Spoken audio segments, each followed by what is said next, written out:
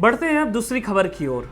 खबर है देश के सबसे पुरानी पार्टी यानी कि कांग्रेस पार्टी के मुखिया राहुल गांधी की। आखिर राहुल गांधी चाहते क्या हैं और उन्हें चाहिए क्या?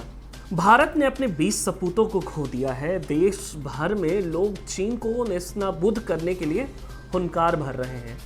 देश के नागरिक ये जिम्मा सिर्फ सेना पर नहीं छोड़ रहे हैं। एक गुमटी वाला भी कह रहा है कि वो चंद रुपयों का नुकसान सह सकता है, मगर देश के साथ गद्दारी का बोझ उसकी आत्मा नहीं ढो सकती। देश एकजुट है, मगर इस बीच में हमारे ही कुछ राजनेता इस घटना को सियासी मुद्दा बना रहे हैं। जवान शहीद हो गए, विपक्ष सत्ता पक्ष पर लगातार निशाना साध रहा है। देश में राजनीति चरम पर है।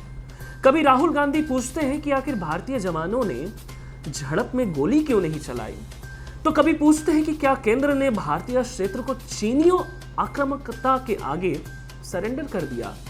सैनिकों को क्यों मारा गया, सैनिकों को कहां मारा गया। लेकिन अब इस विवाद में कांग्रेस के पूर्व अध्यक्ष राहुल गांधी बुरे फंसते नजर आ रहे हैं।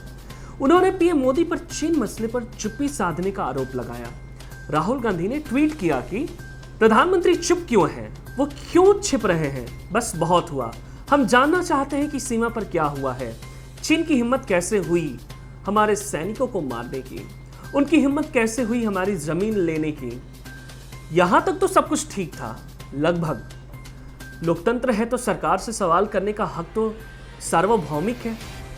मगर सोशल मीडिया पर तैनात जनता राहुल से पूछ बैठी कि जब भारतीय सेना की ओर से आधिकारिक बयान जारी कर दिए गए हैं, जब भारत के विदेश मंत्रालय ने आधिकारिक तौर पर मसले पर अपना पक्ष रख दिया है, तो फिर प्रधानमंत्री से ऐसी कौन सी आकाशवाणी सुनने की लालसा श्रीमान राहुल गांधी को है। जनता ने ट्विटर पर भी राहुल को घेरा और राहुल से भी जवाब मांगा कि क्यों वो 21 अप्रैल 2017 और 5 जनवरी 2018 को चीनी राजदूत और अधिकारियों से मिले थे।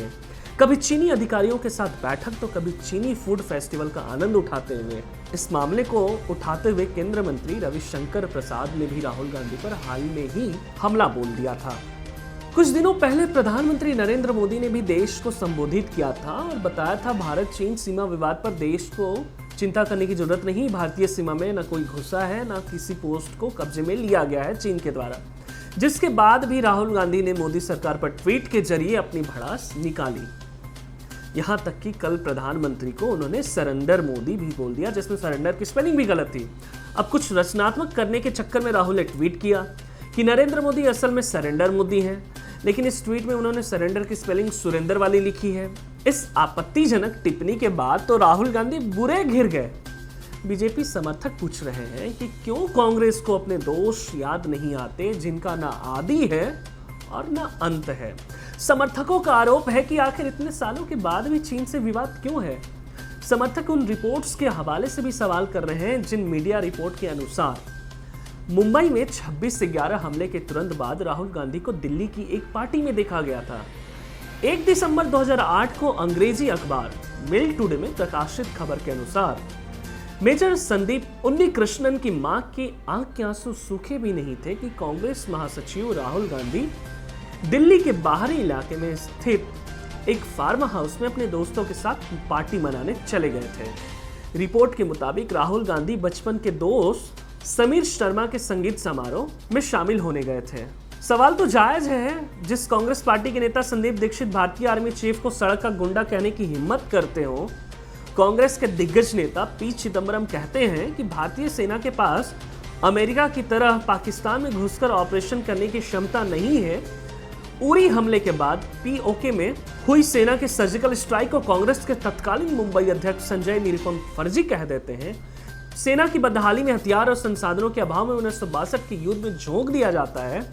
जो पार्टी चाहती थी कि देश का पहला सेनाध्यक्ष किसी अंग्रेज अधिकारी को बनाया जाए, जिस पार्टी पर सेना के खिलाफ तख्ता पलट की गलत खबर छपवाकर उसे बदनाम करने के आरोप लगे, उसके नेताजी अब सेना का राजनीतिकरण करने में लगे हैं।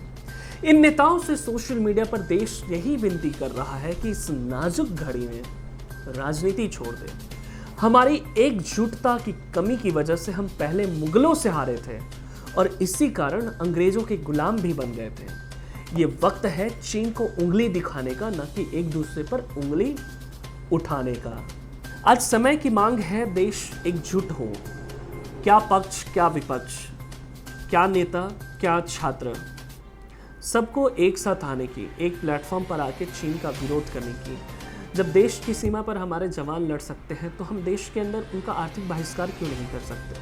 आइए एक साथ लड़ेंगे और जो भारत के खिलाफ आंख उठाकर देखता है उसको मुंह तोड़ जवाब अपनी अपनी क्षमता के अनुसार जरूर देंगे। बाकी तमाम तरह की सरल, सटीक और सत्य खबरों को देखने के लिए जुड़े रहिए चकाचक एक्सप्रेस के साथ।